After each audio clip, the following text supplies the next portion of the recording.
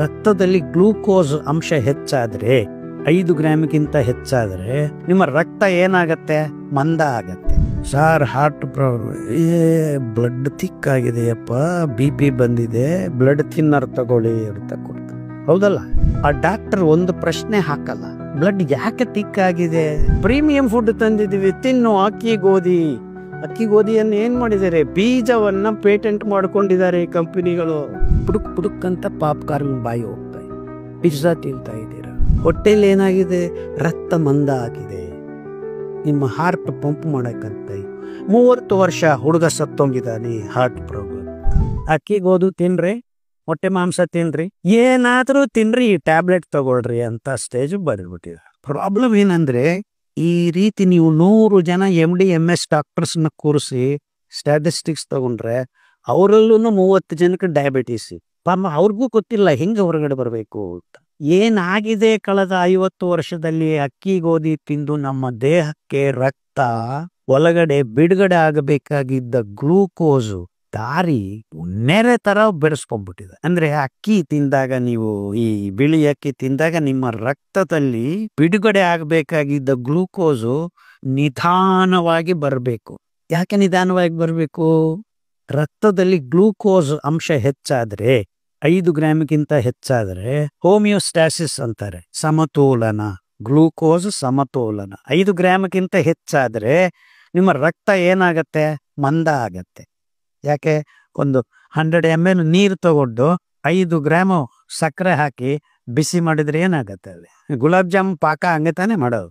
ಅಂದ್ರೆ ರಕ್ತ ಮಂದ ಆಗತ್ತೆ. ಅಂದ್ರೆ ನಿಮ್ಮ ದೇಹದಲ್ಲಿ ನಾವು ಈಗ 5 ಇಡ್ಲಿ ತಿಂದಿದ್ದೀರಾ ಅಂತ ಇಟ್ಕೊಳ್ಳೋಣ, ಅಕ್ಕಿದು 25 ನಿಮಿಷ 30 ನಿಮಿಷ ಒಳಗಡೆ ರಕ್ತಕ್ಕೆ 35 ಗ್ರಾಮ್ ಗ್ಲೂಕೋಸ್ ಬರುತ್ತೆ. 5 ಗ್ರಾಮ್ ಗ್ಲೂಕೋಸ್ ಇರಬೇಕು, ಆವಾಗ ತಿಳಿ ಇರುತ್ತೆ ರಕ್ತ.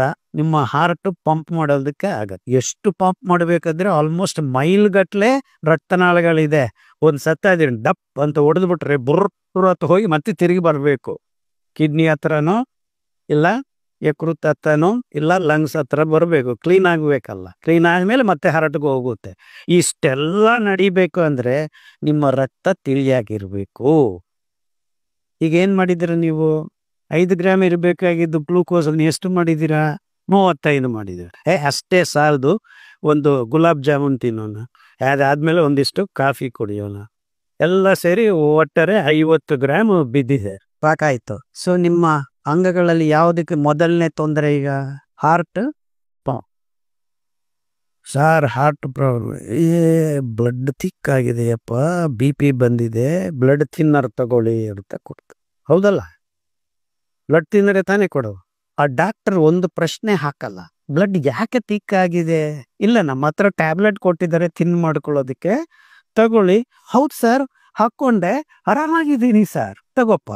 ಮತ್ತೆ ಗುಲಾಬ್ ಜಾಮೂನ್ ತಿಂದ, ಮತ್ತೆ ತಿನ್ನ ಸರ್, ಮತ್ತೆ BP ಬರ್ದೆ, ತಗೋ ಟ್ಯಾಬ್ಲೆಟ್. ಸರ್, ಎಷ್ಟು ದಿವಸ ತಗೋಬೇಕು ಸರ್? ಹುಚ್ಚ ಲೈಫ್ನ ಆಗುತ್ತೆ ಅಲ್ವಾ? ಸೊ ನೀವು ಹುಚ್ಚ ಆದ್ರೂ, ನಿಮ್ಮ ಡಾಕ್ಟರ್ ಹುಚ್ಚ ಆದ್ರೂ, ನಿಮ್ಮ ದೇಹ ಹುಚ್ಚದಲ್ಲ. It is trying to help you. ಆ ಹೆಚ್ಚಾಗಿರೋ ಗ್ಲೂಕೋಸ್ ಅನ್ನ ಕಮ್ಮಿ ಮಾಡಿದರೆ ರಕ್ತ ಮಂದ ಕಮ್ಮಿ ಆಗತ್ತೆ ಅಂತ ಕೊಲೆಸ್ಟ್ರಾಲ್ ಆಗಿ ಬದಲಾವಣೆ ಮಾಡುತ್ತೆ, ಟ್ರೈಗ್ಲಿಸರೈಡ್ಸ್ ಆಗಿ ಬದಲಾವಣೆ ಮಾಡುತ್ತೆ, ಗ್ಲೈಕೋಜನ್ ಆಗಿ ಬದಲಾವಣೆ ಮಾಡುತ್ತೆ, ಕೊಪ್ಪಾಗಿ ಪರಿವರ್ತನೆ ಮಾಡುತ್ತೆ, ಎಲ್ಲ ಕಡೆ ತಳ್ಳಕ್ ಶುರು ಮಾಡುತ್ತೆ, ರಕ್ತನಾಳಗಳ ಗೋಡೆ ಮೇಲೆ ತಳ್ಳಕ್ ಶುರು ಮಾಡುತ್ತೆ. ಈ ಹೃದಯದ ಸುತ್ತಮುತ್ತಲು ಆ ರಕ್ತನಾಳಗಳು ತಿರುವುಗಳಿರೋದ್ರಿಂದ ಆ ಸ್ಪೀಡಾಗಿ ಪ್ರಸಾರ ಆಗ್ತಾ ಇದ್ದಂಗೆ ಡಿಪಾಸಿಟ್ಸ್ ಆಗೋಕ್ ಶುರು ಆಗುತ್ತೆ. ಓ ನೋಡಯ್ಯ, ಆಂಜಿಯೋಪೆಕ್ಟೋರಿಸು ಅಲ್ಲಿ ಬ್ಲಾಕ್ ಆಗಿದೆ, 80% ತನಕ ಆಗಿದೆ, ಬಾಬಾ ನಾಳೆನೆ ಟ್ಯಾಬ್ಲೆಟ್ ಬಿಟ್ಟು ಅಲ್ಲಿಗೆ ಹೋಗಿದ್ದೀವಿ ನೋಡ್ರಪ್ಪ. ಕಾರಣ ಏನು? ನಿಮ್ಮ ರಕ್ತ ಮಂದ ಆಗಿದೆ. Homeostasis of the blood is disturbed by ಹೂಮ್? ಅಕ್ಕಿ ಗೋಧಿ ತಿನ್ನು ಅಂತ ಅಲ್ಲಿ ತಜ್ಞರು ಹೇಳಿದ್ದಾರೆ. ಯಾರು ಹೇಳಿದ್ದಾರೆ?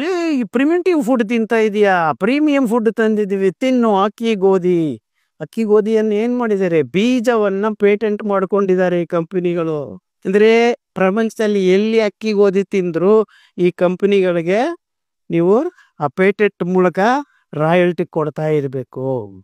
ಅಂದ್ರೆ ಸಲೀಸಾಗಿ ಎಲ್ಲಂದ್ರೆ ಅಲ್ಲಿ ನಾವು ಬೀಜ ಹಾಕಿ ಬೆಳೆಸ್ಕೊಂಡು ಊಟ ಮಾಡ್ತಾ ಇದ್ದ ದೇಶಗಳೆಲ್ಲಾನು ಈಗ ಕಬ್ಜಾ ಆಗ್ಬಿಟ್ಟಿವೆ ಕಾರ್ಪೊರೇಟೈಸೇಷನ್ ಫುಡ್ ಇಂದ. ಅರ್ಥ ಆಗ್ತಾ ಇದೆಯಾ ಮೋಸ ಇಲ್ಲಿ? ನಾವು ಅಕ್ಕಿ ತಿಂತಾ ಇದ್ವಿ, ನಮ್ಮ ಅಪ್ಪ ಅಕ್ಕಿ ತಿಂತಾ ಇದ್ರು, ನಮ್ಮ ಅಜ್ಜಿ ಅಕ್ಕಿ ತಿಂತಾ ಇದ್ರು. ನಿಮ್ಮ ಅಪ್ಪ ಅಮ್ಮ ಅಜ್ಜಿ ಅವರ ಅಜ್ಜಿ 4 ಜನರೇಷನ್ಸ್ ಹಿಂದೆ ಅಕ್ಕಿ ಗೋಧಿ ಇರಲಿಲ್ಲ ಭೂಮಿಯಂದಲದ ಮೇಲೆ. ಅಕ್ಕಿ ಇತ್ತು, ಗೋಧಿ ಇತ್ತು, ಬಟ್ ಯಾರು ತಿಂತಾ ಇರ್ಲಿಲ್ಲ. Because it was difficult to grow. ನೀರ್ ಬೇಕು, ತುಂಬಾ ಗೊಬ್ಬರ ಬೇಕು, ಅದೆಲ್ಲ ಒಣಗಿಸೋದು ಯಾರು ಇರಲಿಲ್ಲ. ಯುದ್ಧ, 2ನೇ ಪ್ರಪಂಚ ಯುದ್ಧ ಆದ್ಮೇಲೆ ಆ ಬಾಂಬ್ ಮೆಟೀರಿಯಲ್ ಸೋರಿ ಈ ಗೋಧಿ ಹುಲ್ಲು ಜಾಸ್ತಿ ಬೆಳೆಯೋದನ್ನ ಕಂಡು ಫರ್ಟಿಲೈಸರ್ನ ಮಾಡಿ ಈ ಕಂಪನಿಗಳು ಈ ಗ್ರೀನ್ ರೆವಲ್ಯೂಷನ್ ಅಂತ ಹೆಸರಿನಲ್ಲಿ C3 ಗ್ರಾಸಸ್ ಅಂತಾರೆ ಅಕ್ಕಿ ಗೋಧಿಯನ್ನ. ಅದು ಏನಾಗತ್ತೆ, ಅಕ್ಕಿ ಗೋಧಿ ನೀರು ಕೊಟ್ರೆ ಹೆಚ್ಚು ಇಳುವರಿ ಕೊಡುತ್ತೆ. ಅದಕ್ಕೆ ಇವರು ಗ್ರೀನ್ ರೆವಲ್ಯೂಷನ್ ಅಂತ ಹೇಳಿ ಈಗ ಸದ್ಯಕ್ಕೆ 1 ಎಕರೆಗೆ ಪಂಜಾಬ್ ಅಂತ ಜಾಗಗಳಲ್ಲಿ, ಇಡೀ ಪ್ರಪಂಚದಲ್ಲಿ ತುಂಬಾ ಇವೆ ಅಂತವು, ಸೆಂಟ್ರಲೈಸೇಷನ್ ಆಫ್ ಫುಡ್ ಪ್ರೊಡಕ್ಷನ್ ಅನ್ನ ಶುರು ಮಾಡಿಕೊ. ಎಷ್ಟಾಗಿದೆ ಅಂದ್ರೆ ಈಗ 1 ಎಕರೆಯಲ್ಲಿ 300 kg ಫರ್ಟಿಲೈಸರ್ ಬಳಸ್ತಾರೆ. ಸಾವಿರಾರು ಎಕರೆಗಟ್ಟಲೆ ಬೆಳೀತಾರೆ. ಡ್ಯಾಮ್ ಕಟ್ರಿ, ನೀರು ಕೆಳಗಡೆ ಬಿಡ್ತೀವಿ. 1 ಎಕರೆ ರೆಡಿ ಮಾಡೋದಕ್ಕೆ ಮಿನಿಮಮ್ 8 ಲಕ್ಷ ಖರ್ಚಾಗತ್ತೆ ಬ್ಯಾಕ್ ಗ್ರೌಂಡ್ ಅಲ್ಲಿ. ಈಗ ನಾನು 30 ಲಕ್ಷ ಎಕರೆಗೆ ನೀರು ಕೊಡ್ತೀವಿ ಅಂತ ಡ್ಯಾಮ್ಗಳನ್ನು ಹಾಕ್ತೀವಿ, ಇದೇ ಪ್ರಗತಿ ಅಂತ ಗೌರ್ಮೆಂಟ್ಗಳು $multi-billion ಪ್ರಾಜೆಕ್ಟ್ಸ್ ಅನ್ನ ಅನೌನ್ಸ್ ಮಾಡ್ತಾರೆ. ಆಹಾ ಓಹೋ ಅಂತ ಎಲ್ಲರೂ ಡ್ಯಾಮ್ಗಳು ಕಟ್ಟಿದ್ವಿ ನೋಡ್ರಿ, ಅಕ್ಕಿ ಬೆಳೀರಿ, ಗೋಧಿ ಬೆಳೆದಿರಿ. ಎಷ್ಟು ಬೆಳೆದಿದೀವಿ ಅಂದ್ರೆ 800 million ton per year we are growing. 800 million ton ಗೋಧಿ ವಿ ಆರ್ ಗ್ರೋಯಿಂಗ್, ಅಷ್ಟು ಬೆಳೀತಾ ಇದೆ. ಇನ್ನೂ ಮೋಸ ಮಾಡಿಕೊಂಡು 16 million ton soybean, 16 million ton corn, ದೇಸಿ ಕಾರ್ನ್ ಅಲ್ಲ, ಪಾಪ್ಕಾರ್ನ್. ನೀವು ಸಿನಿಮಾಗೆ ಹೋಗಿ ಟುಬುಕ್ ಅಂತ ಬಾಯಿಗೆ ಹಾಕೋತಿರಲ್ಲ, ಜೆನೆಟಿಕಲಿ ಮಾಡಿಫೈಡ್ ಸ್ವೀಟ್ ಕಾರ್ನ್. ಈ ಎರಡನ್ನು ಮಿಲಾಯಿಸಿ ಪಶುಗ್ರಾಸ ತರ ಮಾಡ್ತಾರೆ. ಅದರಿಂದಾನೇ ನಿಮ್ಮ ಕೋಳಿ, ನಿಮ್ಮ ಹಂದಿ, ನಿಮ್ಮ ಹಸು ಎಲ್ಲದಕ್ಕೂ ಫೀಡ್ ಅದೇನೆ. ನಾವು ಮುಸ್ಲಿಮರು, ನಾವು ಹಂದಿ ತಿನ್ನೋದಿಲ್ಲ. ನಾವು ಹಿಂದೂಗಳು, ನಾವು ಅದನ್ನು ಮುಟ್ಟೋದಿಲ್ಲ. ನಾವು ಬರೀ ಚಿಕನ್ನೇ ತಿಂತೀವಿ. ಎಲ್ಲರೂ ತಿಂತಾ ಇರೋದು ಅದೇ. ಏನ್ ತಿಂದ್ರು ನೀವು 1 kg ಮಾಂಸ ನಿಮ್ಮ ಬಾಯಿಗೆ ಹೋಗಿದೆ ಅಂದ್ರೆ 180 ಮಿಲಿಗ್ರಾಮು ಪೆಸ್ಟಿಸೈಡ್, ಹರ್ಬಿಸೈಡ್ ಬಾಯಿಗೆ ಹಾಕೋತಾ ಇದ್ದೀರಾ. 2ನೇ ಮಾತಿಲ್ಲ ಇದರಲ್ಲಿ. ದಕ್ಷಿಣ ಧ್ರುವದಲ್ಲಿದ್ದ ಪೆಂಗ್ವಿನ್ ರಕ್ತದಲ್ಲಿ ಸೋಯಾಬೀನ್ ಅನ್ನ ಬೆಳೆಸೋದಕ್ಕೆ ಬೇಕಾಗಿದ್ದ ಗ್ಲೈಫೋಸೇಟು 80 ppm ಅಲ್ಲಿ ಕಂಡು ಬಂದಿದೆ. ಅಂದ್ರೆ ಪೆಂಗ್ವಿನ್ ಮಕ್ಕಳಿಗೆ ಕ್ಯಾನ್ಸರ್ ಬಂದಿದೆ. ಸೊ ನೀವು ಮನೇಲಿ ಕೂತ್ಕೊಂಡು ನಮಗೂ ಯಾಕೆ ಕ್ಯಾನ್ಸರ್ ಬರ್ತದೆ, ಟುಪುಕ್ ಅಂತ ಮೊಟ್ಟೆ ಕೊಡ್ತಾ ಇಲ್ವಾ? KFC ಇಂದ ಆರ್ಡರ್ ಮಾಡಿ, ಜೊಮ್ಯಾಟೊ, ಸ್ವಿಗ್ಗಿ, ಈಗ ಅಡಿಗೆ ಮನೆನೇ ಇಲ್ಲ. Bengaluru again number 1. ಬೇರೆಯವರೆಲ್ಲ ಇನ್ನೂ ಫೈಟ್ ಮಾಡ್ತಾ ಇದ್ದಾರೆ.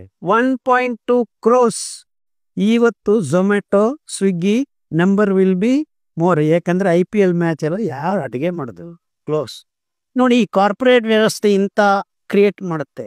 ಈ ಮ್ಯಾಚು, ಆ ಮ್ಯಾಚ್, ಅಮೆರಿಕಾದಲ್ಲಿ ಈ ಲೀಗ್ ಮ್ಯಾಚಸ್, ಬೇಸ್ಬಾಲ್ ಮ್ಯಾಚು, ಈ match. They are hiding, they are selling you all this stuff. ಅರ್ಥ ಆಗ್ತಾ ಇದೆ ನಾ ಹೇಳಕ್? ಇದೆಲ್ಲ ಬಹು ಆಯಾಮಗಳಲ್ಲಿ ನಡೆಸ್ಕೊಂಡು ಬರ್ತಾ ಇದೆ ಕಾರ್ಪೊರೇಟೈಸೇಷನ್ ಆಫ್ ಫುಡ್. ಈಗ ಅವ್ರನ್ನ ಸ್ಪಾನ್ಸರ್ ಮಾಡ್ತಾ ಇರೋದು ಯಾರು? ಕಂಪನಿಗಳು, ದೊಡ್ಡ ಕಂಪನಿಗಳು, Pepsi, Cola, coffee.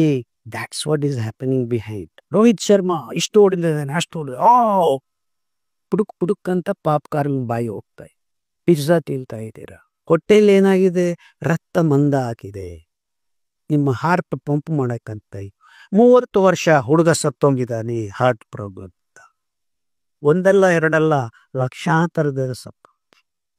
It's all because of what you are eating ಅಂತ ಈ ಡಾಕ್ಟರ್ಗಳು ಹೇಳ್ತಾ ಇಲ್ಲ. Like that brown top millet is greenish tinge, foxtail millet is yellowish tinge, and little millet is almost white, and barnyard millet, ಊದಲು ಅಂತೀವಿ ಕನ್ನಡದಲ್ಲಿ, ಅದು ಸ್ವಲ್ಪ ಮಾಸಲು ಬಣ್ಣ ಥರ ಇರುತ್ತೆ.